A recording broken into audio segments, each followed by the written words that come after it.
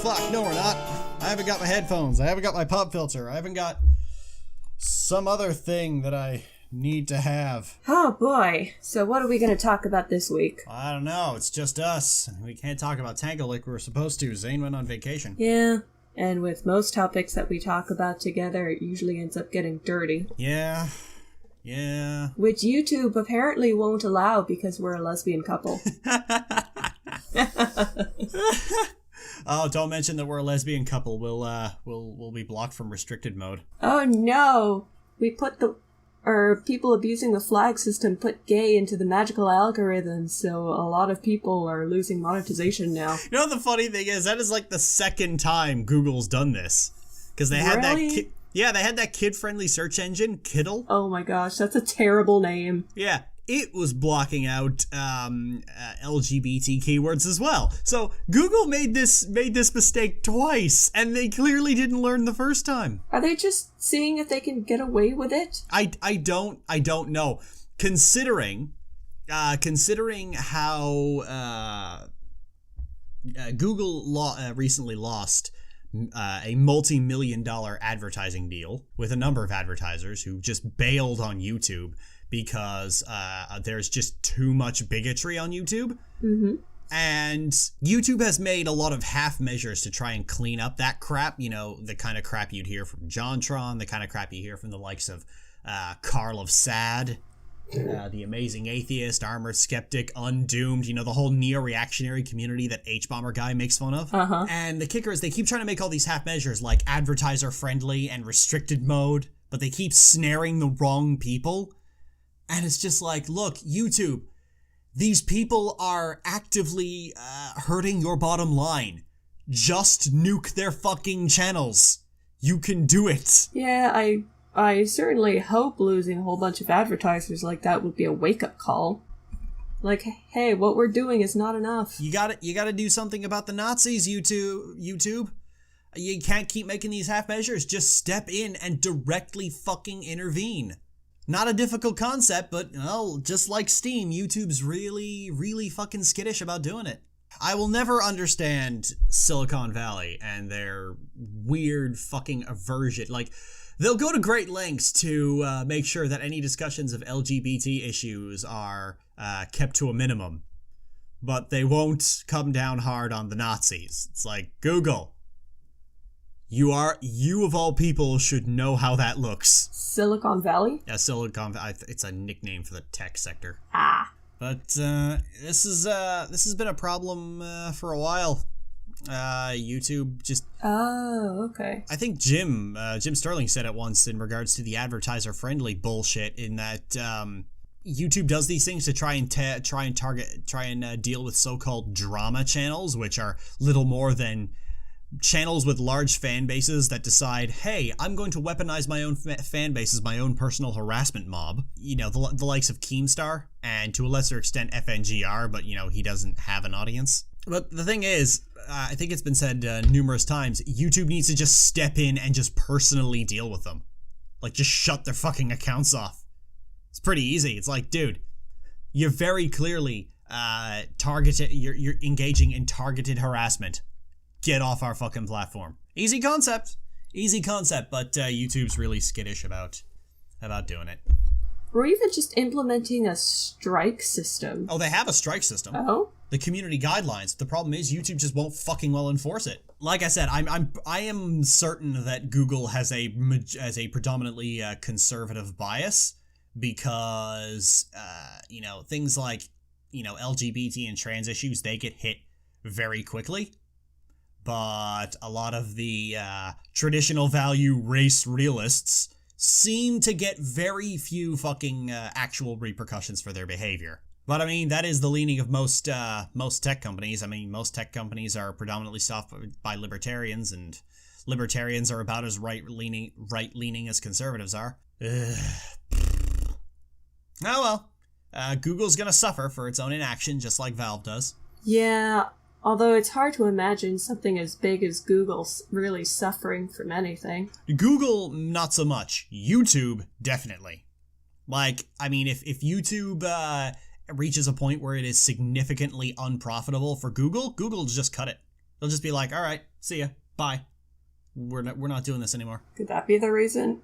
Could that be the reason why YouTube is being inactive with trying to appease the advertisers without losing Google? Well, I don't know if they're being inactive because this was news just a few days ago. But I'm reminded of The Escapist.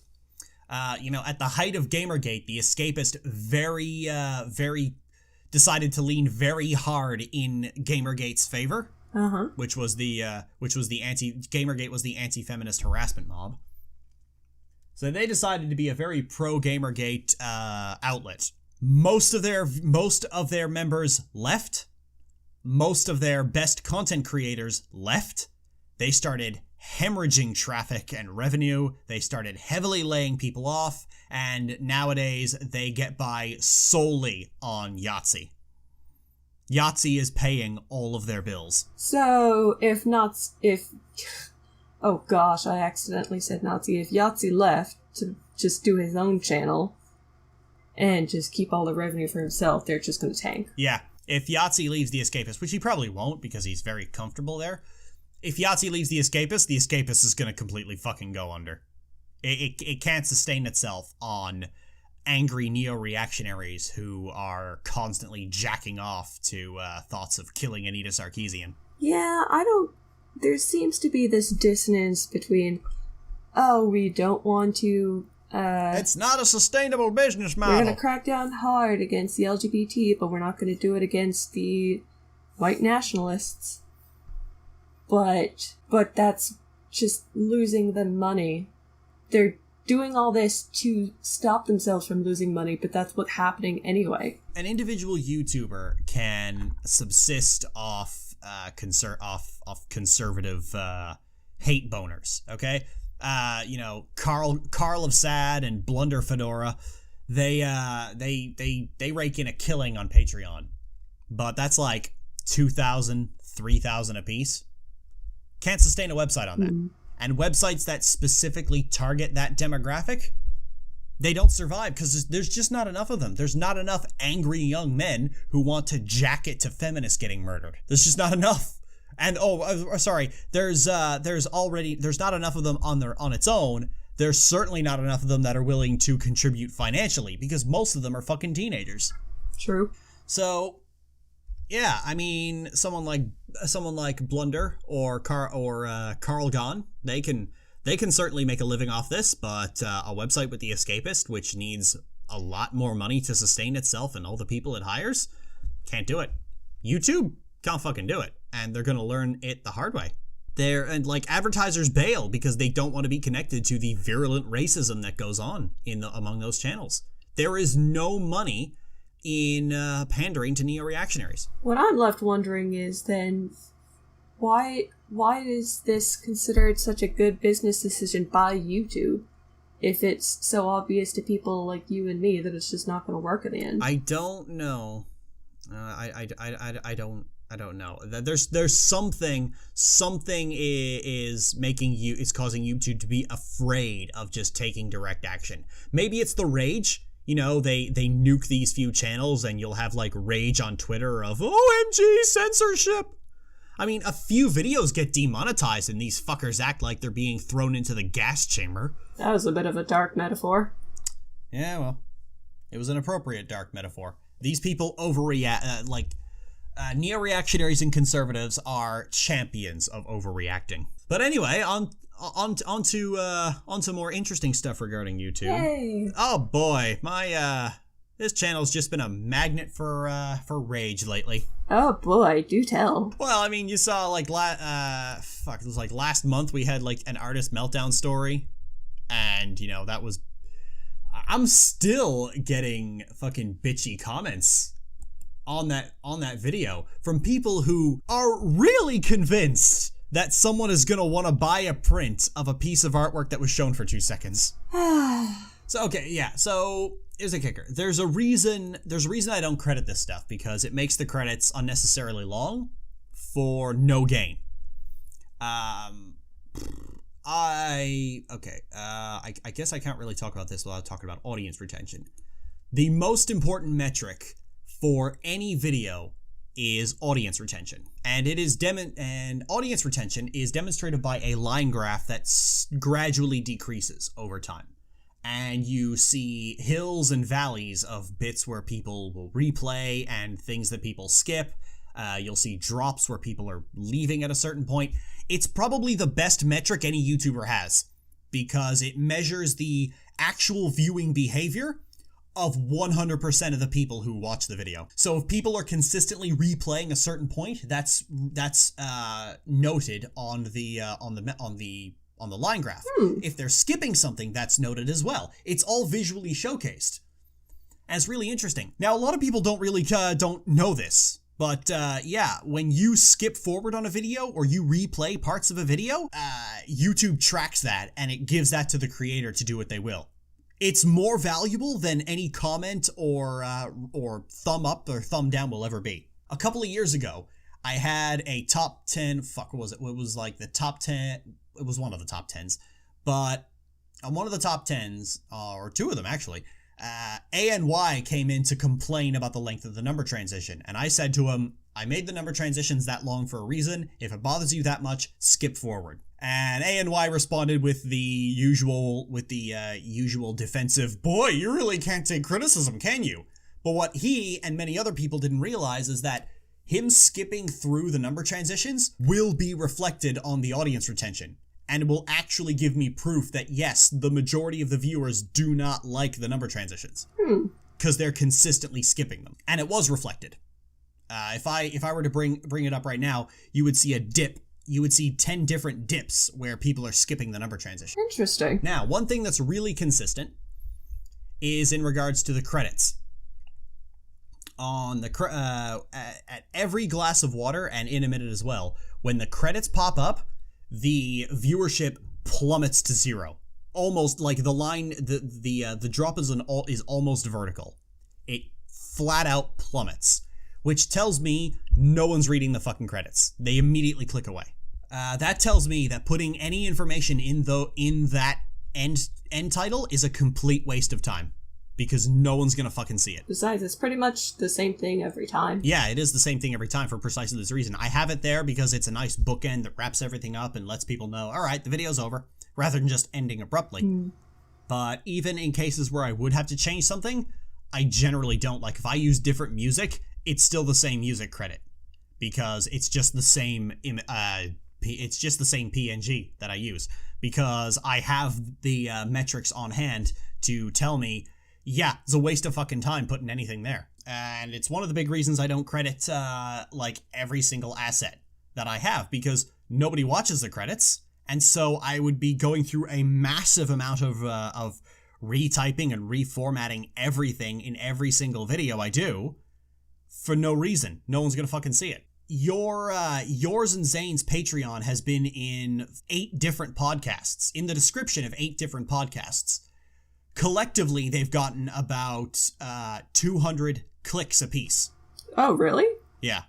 200 people have clicked on the link to your Patreon. Damn. Yeah.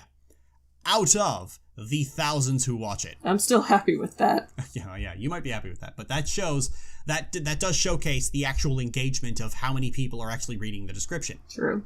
To contrast, the good stuff for Finn the Pony has about 8,000 views.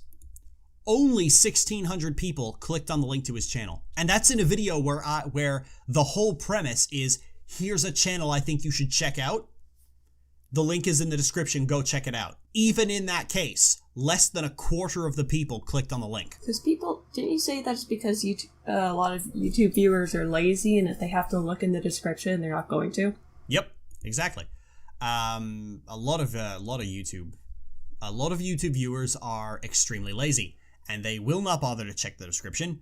They won't bother to read the credits. They don't care about any of that stuff. I don't think they think it's so much being lazy so much as it is they don't care. True, that is better.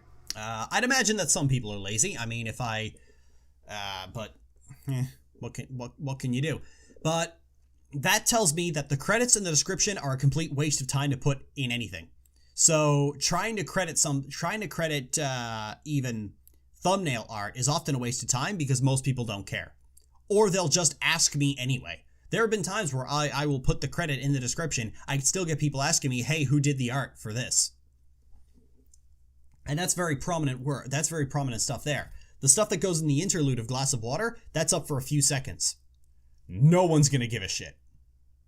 Absolutely no one. It's up there for a few seconds to act as a visual aid, and most people, I even said this at the start of an Artist Meltdown story, most people don't even watch the video, they just listen to it. And it's one of the reasons why Glass of Water now has a relatively bare bones presentation, because people just listen to it, and so I don't really go all out Silverquill style with the editing. I'd imagine if I started doing that, people would probably be paying more attention. But I don't want to. That's not the kind of video I want to make. Yeah, even I will occasionally go through the playlist podcast style while I'm drawing. Because, like, if people can just listen to a video while they're doing other stuff, they're more encouraged to watch it. People will generally know when I want them to pay close attention, and people do pay close attention when when videos come around where I need them to. Self-destruction, guard break, on your marks. These are all videos that I wanted people to pay attention to, and they did pay attention to, because they had a much more frequent replay rate than most other videos. Well, actually, Guard Break, I think, has the lowest audience retention of any Glass of Water, but that's mostly at the start. Like, at the start, like, the metric starts, every one of them starts at 100% and usually dips very quickly to about 70%. This one dips to 30%. Oh. And that's because there was a massive swarm of brigading for Guard Break, where people were coming in, clicking dislike, and leaving. Oh. So that's brigading. That's called brigading, where somebody just swarms you with dislikes out of personal vendetta. Well then. It happens on any platform that has a like and dislike meter. It will happen. It happens on YouTube. It happens on Reddit. Doesn't happen on Facebook, because Facebook doesn't let you downvote. Happens on Imgur. Yes, happens on Imgur. Brigading is a very real thing, and it's why like and dislike meters are complete bullshit. Like, they're worthless. They're less than worthless. I don't know why YouTube even has them. The dislike meter is less of how many people didn't like this video and more how many people got mad about it. So that's the math. Like, those are the metrics that I have in front of me. If I throw up an image for 2 seconds, I have all of my own viewers' actual viewing behavior to know they aren't going to give two shits about it. However, when people get really up on their high horse and they get really sanctimonious about it, this was a comment that got left on it just earlier today. I find this rather aggravating, actually, because all this. All she did was you denied her credit, so you were in a way stealing from her, not stealing. Plus, what if someone wanted to buy a print of the artwork yet can't find the link to the artist page? As I already said, this is all what if. I have the math to know for a fact no one's gonna fucking do that.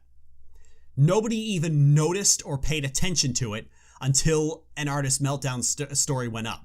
Like, I even highlighted the piece of artwork itself in Bombing Run. People still didn't fucking give a shit. It wasn't until an Artist Meltdown story went up that people in my audience started paying attention to the piece of artwork.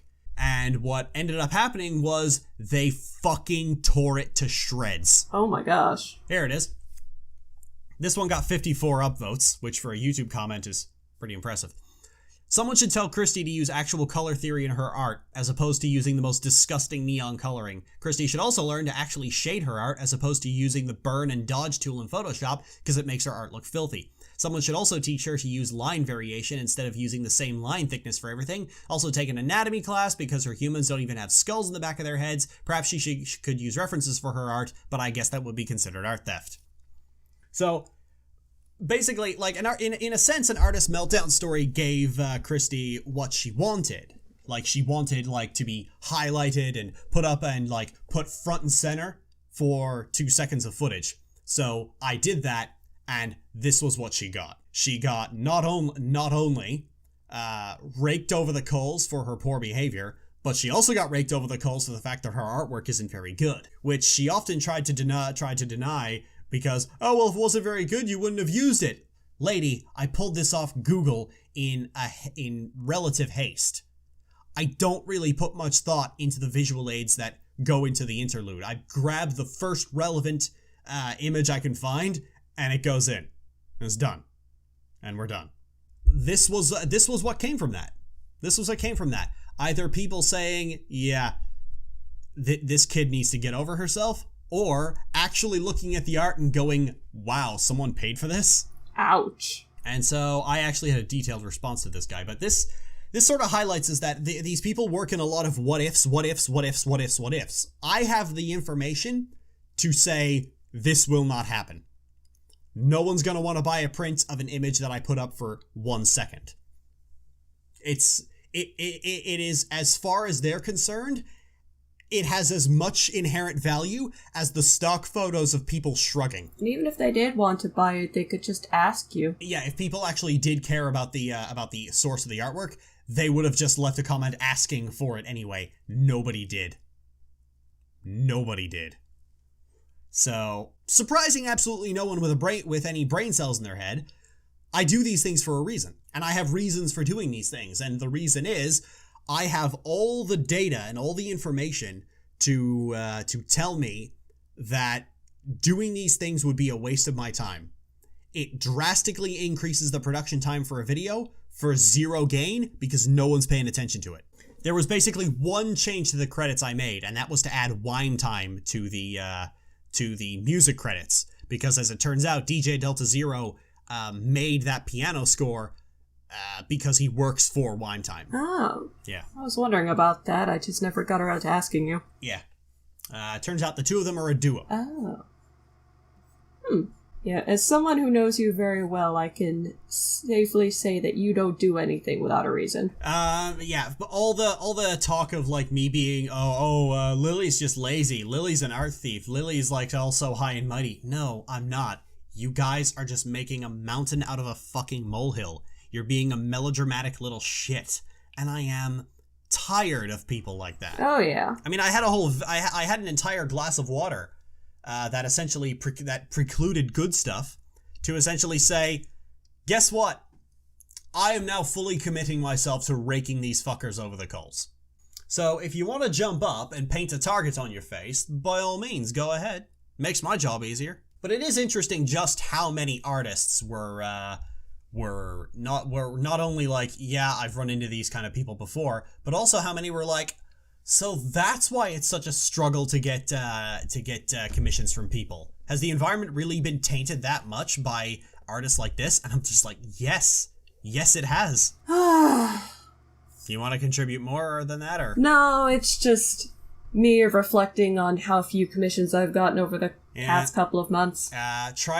Doing commission work is I think for a lot of artists, trying to do work on commission is a very volatile minefield, because there are shitloads of artists who want to do commissions, and there are limited people. There are a limited number of people who want to actually commission work, and so it's just everyone's scrabbling for what few customers there are. Yeah, and that's not even getting into things like prices.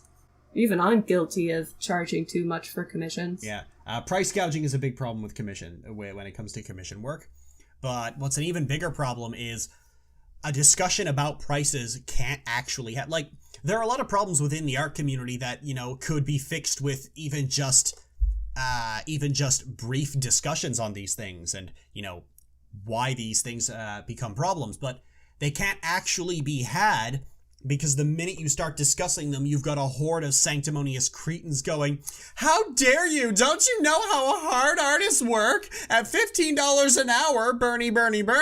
And that it immediately shuts the whole thing down, because it's just like, the poor starving artists. How dare you say prices are too high? Well, if prices are too fucking high, they're too fucking high. Really, I always discuss prices with people I do commissions with. Like, they'll tell me what they want, give any reference pictures, what poses they want, and just how much detail they want in it, and I'll give them a quote. And if they're like, oh, that's a bit too steep for me, I'm willing to negotiate whether they, like, pay in installments or buy a specific time or even lowering the price a little bit. No, I don't mean, like, with specific commissioners. I mean, like, actual discourse regarding, you know, should artists really be charging $100 for these kind of things? That's the kind of discourse I talk about. That's the kind of stuff that really gets drowned out by greedy children. It's what they are. It's greedy children. That piece of artwork that became the highlight of an artist meltdown story, that supposedly cost someone $90 fucking. I don't think I've ever commissioned that much or charged that much for somebody. Ever. Well, I've seen your artwork. I can easily imagine something actually being worth $90 from you. And I'm not just saying that because you're my wife. But that particular drawing cost someone $90 fucking. When that was brought up, I almost wanted to. Somebody suggested that I pay Christy the same amount in order to use this drawing. I almost wanted to say, I will personally reimburse the person who commissioned it the money they paid, because they clearly got ripped off. I have a hard time when it comes to criticizing artists, because I hate discouraging anybody. But yeah, $90 for really any work is pushing it to the extreme. Well, the thing is, I honestly think Patreon is a better way to go. Because convincing 100 people to pay $1 is infinitely easier and more reasonable and easier on everybody than trying to convince one person to pay $100. And with Patreon, you can basically just draw whatever the fuck you want. Because people will commission on the basis of, hey, I just want to see more stuff from you. I want to see you draw more things. And so it's basically, they give you money and they just want to see more artwork faster. And I think overall, it's a much better environment to be in. Now, there is something of, now, we then, actually, did you want to interject anything at all about Patreon? No, I think that's about it. Okay, well, the problem, of course, with Patreon is that we then run into the problem of you have to build an audience to be viable on Patreon. I've got 90 patrons out of 40,000 people subscribed on YouTube. It's not a high success rate, but it only takes a few people to really put a jump in your income. So you have to build the audience in order to get a base of patrons. And there are a lot of artists who don't want to do that. There are a lot of artists who really, they're very stubbornly against building an audience. They just expect an audience to come to them. Where you probably see this on Tumblr, where it's people are like, oh, reblogs are better than likes because if artists don't get reblogged, they get discouraged. It's like, yeah, welcome to the real fucking world, kid. You've got to build your own audience. You don't just get one because you want one. I've actually never seen that except for you talking about it. I tend to see it when I peruse through an individual artist's blogs. I don't know who you follow, but you know, I will randomly go through the blogs of people who reblog from me, and I'll peruse through their stuff. So I see a much wider net of Tumblr than most people ever will. Yeah, because I do that. But I see a lot of it where, particularly on Tumblr, there are a lot of artists who will bemoan the fact that people click like on their posts instead of reblogs, because reblog spreads it around. And so there's this shaming game going on where you're now putting the burden on other people to do your marketing for you and build your audience for you. You're demanding other people do that when, no, you're supposed to be doing that. You're supposed to be building your audience. And there are a lot of artists who just, they refuse to do it. They refuse to build their own audience. They expect everyone else to make it for them. And if they don't get a lot of views right away, they just give up. And then they stop making anything. And then you're right back to square one. You end up stuck in this mire of, well, I don't want to make anything because it won't get views. And so then you don't make anything, so you don't get views ever. I mean, to an extent, I can understand it because you naturally want reblogs because they get your art more attention, but if someone's not going to click it, then just you're still getting attention towards your artwork, even if it is from less people. So if you keep making more artwork, the higher the chances that somebody is going to reblog it. I think in Tumblr's case in particular, this is the problem where it only tracks likes and reblogs, so you get a relatively small number of notes. You can't see your viewership statistics unless you inject certain code into your Tumblr theme. You then see those few artists who, and like, this is an attitude problem is what it is these are people who have a really negative attitude. But then you see those few artists who have a really positive attitude about the whole thing. And you can spot them instantly because they're like, holy shit, 10 followers! And they got like this big celebration drawing up. And then they do it again at 20 and 30 and 40 and 50. And to people who have like large followings of like 1,500 followers on Tumblr, that sounds kind of silly. But that's a kind of optimism and a kind of like encouraging attitude for what is, in all honesty, some pretty small numbers. That's gonna make you go places. You're gonna benefit from that positive attitude because you're gonna be like, holy crap, 30 people want to see what I have to draw. I'm gonna fucking draw this shit all goddamn day. Yeah, and it's just, that's a really positive person that you want to have on your dash every day.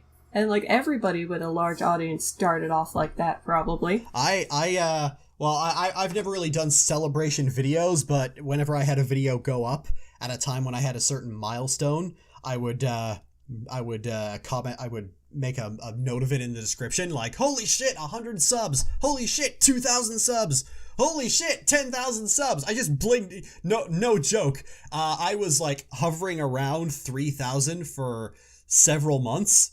Then I started doing it in a minute, and then I blinked, and it was like, fuck, 8,000, fuck, 12,000, fuck, 15,000. I saw massive jumps over the course of like a few months, and then it all kind of leveled out, and I saw gradual growth. Doing it in a minute right when I did was a great decision. Oh, yes. Yeah. But that's the kind of good attitude that's going to see someone actually build their own audience, because they're energized by so little that they keep making more, and by having a steady stream of artwork, your audience naturally grows. That's the thing people really seem to don't quite grasp, is that the best way to grow your audience is to just make more stuff. This is kind of why I talk about the importance of getting on a regular schedule and not taking a month in between every single piece of work you make, because that in and of itself will hamper the things you do. One of the reasons I hovered around 3,000 subs for so long is because my videos would often be like a month and a half, 2 months apart. Yeah, having a steady stream of like frequent work can only benefit you. It can only benefit you as an artist in terms of growing your viewer base, and that in turn leads into Patreon. Yeah, going back to the positive attitudes of artists thing, I remember when I first did that drawing of you, I kept refreshing the page on Tumblr to see if you'd seen it and what you thought of it. I was doing that for like an hour, and then I closed the window to go have dinner. And within that next hour, I came back and you had commented on it and favorited it and changed it to your profile picture on all your social media accounts, and I was freaking out. I was like running around the house like an excited little hamster because one person had seen my drawing. Yeah, the one person you really wanted to see it. Yeah, I mean, the one person I drew it for, and then it started getting a whole bunch of traffic, and my whole DeviantArt page started getting more traffic because you'd shared it. So I was like, holy crap, people are finally seeing my work for the first time. I should draw more stuff. That was also because I wasn't really taking my art that seriously at the time. I was just doing it whenever I felt like it. And then you actually commissioned me, and I'm like, holy shit, I can actually do stuff with this. Yeah, I'm trying to remember, how much did I pay for that thing? $20? No, $25. Yeah, you charged me $20, but I just paid $25 because I'm used to people saying it's like, here's the amount, and I'm just like, well, I better pay more because the fucking Canadian dollar's in the goddamn tank, so if I give you $20, it's gonna come out as like 16. I'd commission things from Marie, and she would give me a number of like 40, and I would send her 40, but then I realized, shit, it's like 40 CAD. That comes out to like 15 euros. Oops. Fuck.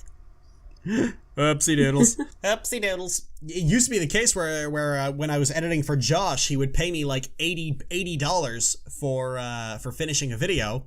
And because of the way USD to CAD changes, it's like I'm getting paid $120. Well, not going to complain about that. I remember once Josh actually remarked regarding like his Patreon, is like, I want to be able to pay my editors minimum wage because apparently he doesn't. And I'm just like, what the fuck are you talking about? You pay me $34.28 an hour.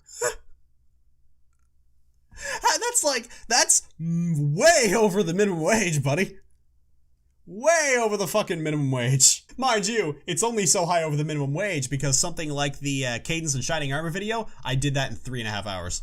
I mean, I work very, very, very fucking quickly on those. People used to ask me, it's like, how long did this one take you to make? And I'd be like, 3.5 hours. What the fuck? I think at one point I was showing a lot of excitement for one video in particular. You're like, oh, I better have it ready for Saturday then. And then you had it finished later that night. That was the top, I think that was the, that was either the... It was the top 10 episodes of MLP. Yeah, top 10 best episodes of MLP. It's like, I was like, yeah, I better, I want to have this done by Saturday. And then I had it done like 4 hours later. I remember that you had just finished the script too, and we were chatting on Skype, and you were like, oh gosh, the script's finally done. I'm like, yay, I can't wait for the whole thing. I got to see the whole thing when I woke up the next morning. Yeah. People are honestly surprised. It's like, how the fuck do you get your editing done so quickly? Because I fucking sit down and I fucking do it. Like, I actually do. I've talked about this before. Is like the reason everyone seems to just like Josh and Silver in particular, and they don't seem to have this problem anymore. From the sound. Well, Silver doesn't. I haven't bothered to. I'd have to take Josh off YouTube video blocker, and I just can't be arsed.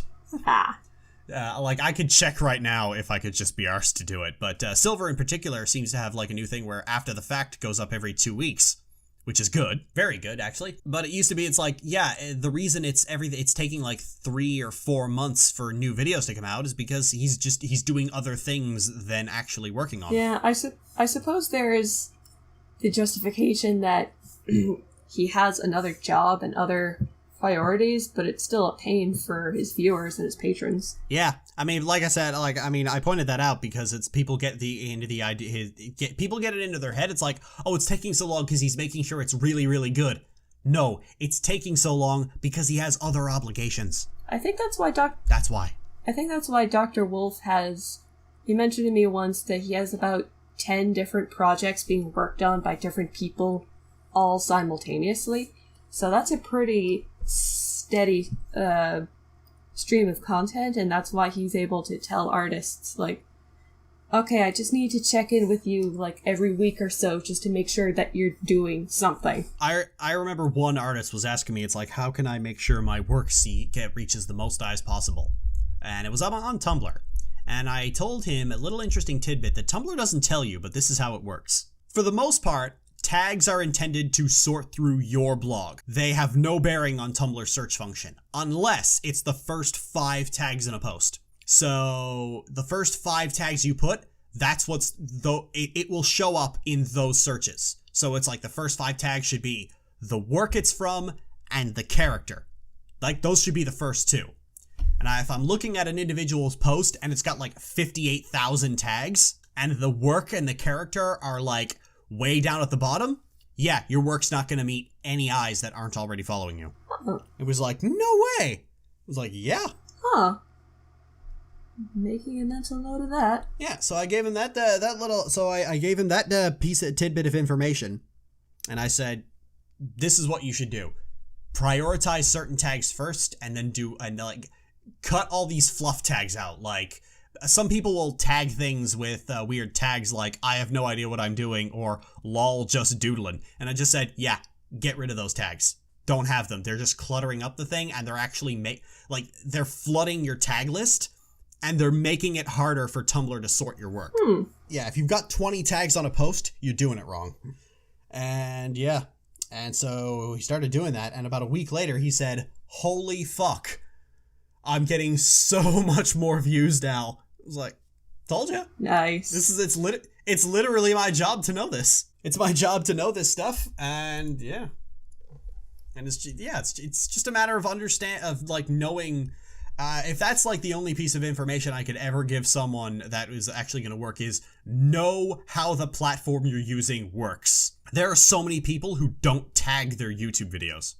YouTube videos have tags, and there's so many people who don't tag them. Know your metadata. Metadata is one of those unsexy, boring things that mean everything, but people don't pay attention to them because, again, it's boring. You need to have good metadata, or at the very least, draw a nice big pair of breasts. That'll do it. Oh, that was horrible. It was accurate, but it was horrible. I've been wanting to talk about artists on the I've been wanting to talk about our artists on the channel for a while. I mean, I've talked about them on Tumblr on occasion, but I wanted to talk about problems in the art community for quite a while. And it's nice to actually, you know what, I'm honestly kind of glad that Christy decided to have a fucking tantrum because over what was essentially nothing, because it was exactly the vector I needed to start talking about this stuff. You haven't spoken a whole lot. That is a general rule with me, it seems. Anything to add?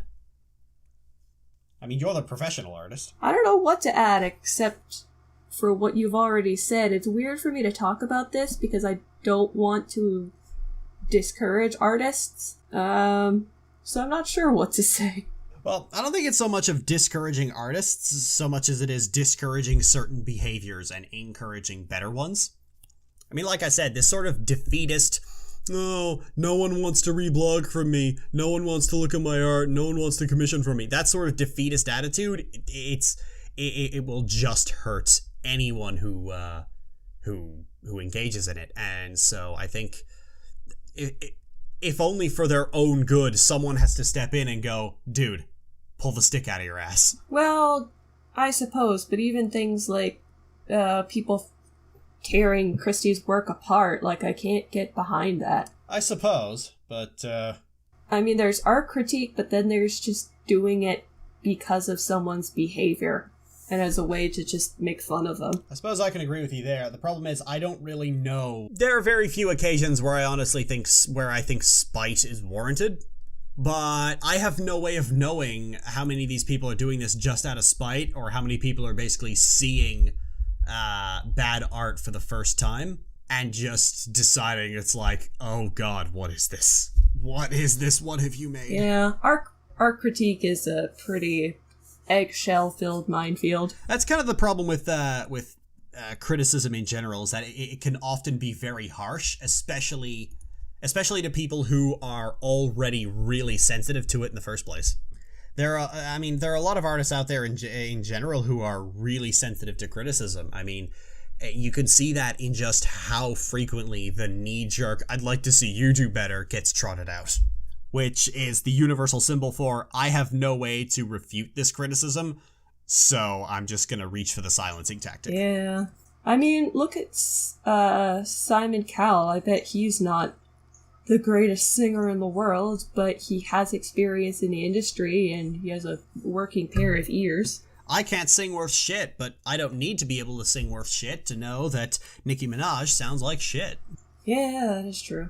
I suppose that's actually probably the best example, honestly. I mean, browsing through Tumblr, you tend to see all these behind the scenes footage people post of like Nicki Minaj being like really self-conscious about all the mean things people are gonna say about her.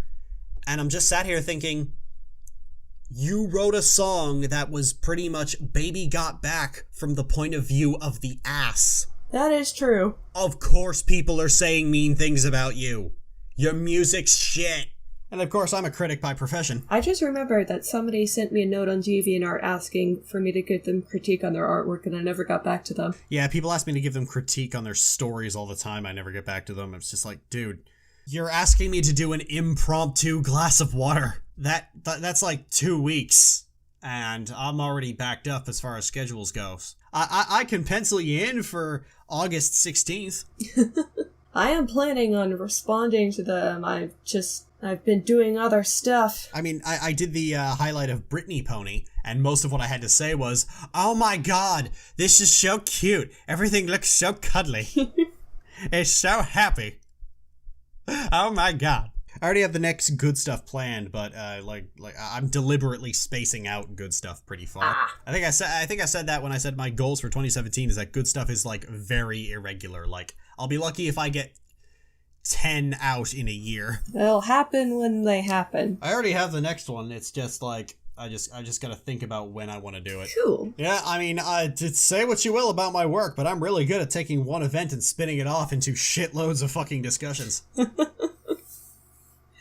Well, you did that with, like, 2 Family Guy jokes. Yeah, I took 2 Family Guy jokes and wrote a whole fucking glass of water about it, and because I think that might actually be the next glass of water, because I am really struggling with 70 times 7. What was 70 times 7 about again? Redemption. It's based off a clip from VeggieTales. Oh, VeggieTales. I have never seen you. You've never seen VeggieTales? Nope, I've seen, like, DVD covers when I go to the rental store with my dad when I was little, but I'd always look at the cover and be like, wow, this looks like shit. I'm gonna get the next new Barbie movie instead. Oh no, VeggieTales was fucking awesome. Yes, I know. VeggieTales was the shit. We used to watch that in elementary school. Aw. I mean, VeggieTales was good when you were allowed to watch it in public school. Then again, my primary school had these VHS tapes that we played during lunchtime of this guy giving like a TED Talk style refutement of evolutionism. Yeah, but I mean, like, this was like a public school in Canada. You went to a Catholic school, didn't you? Baptist, yeah, you went to a religious school. Like public school, you're not allowed to have religion be part of the curriculum, but an exception was made for VeggieTales. You know it's good when. I have this GIF on the other monitor that Cassie put up of like Sonata looking over at Arya and giggling. And it's just super cute. Sonata really grew on me after me and Cassie wrote like an 800-page book of just her being an adorable runaway. That just came out of nowhere. Yeah. We were talking about VeggieTales. Talking about cute vegetables, and I'm looking at a GIF of a very cute character. It's like, you just hate everything the fandom loves. That's not true. I like Sonata, but that's because she was actually fun. Yeah. The Dazzlings in general were very well balanced. Like, Adagio's the villainous one, and then the other two are just there to keep the mood from becoming too tense. Arya's just taking the piss out of Adagio at every turn, and Sonata's just there to be fun. Yes. I was so convinced that Sonata was going to turn good. There's some kind of underlying tension that could bubble to the surface at any minute. It's the fruit punch, isn't it? I knew I used too much grape juice. That was the best moment. Like, everything about those characters was fucking perfect, because you could just see Adagio just kind of like sigh quietly and then just go, oh, for fuck's sake, it's not the fruit punch, it's us. She gets that moment of clarity. Oh, it's like we're the grape juice. Oh, God. I don't think we will ever see a trio of villains as well executed as them. I think the fact that just the way they all played off each other was fucking brilliant. And yeah, I don't think DHX is ever gonna top those three. They were great. They were a laugh. They were tense when they needed to be. They were fucking hilarious when they needed to be. It was like the three of them just coagulated together into, like, Equestria Girls Xehanort. Coagulated? Yeah, coagulated. Why is it undulating?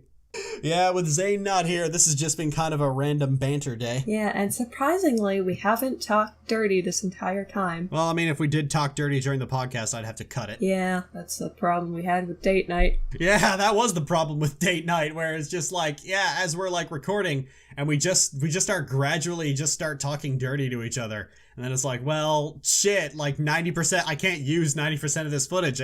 I guess we're not doing this show anymore. Yeah, I think it all started as we were playing town of Salem.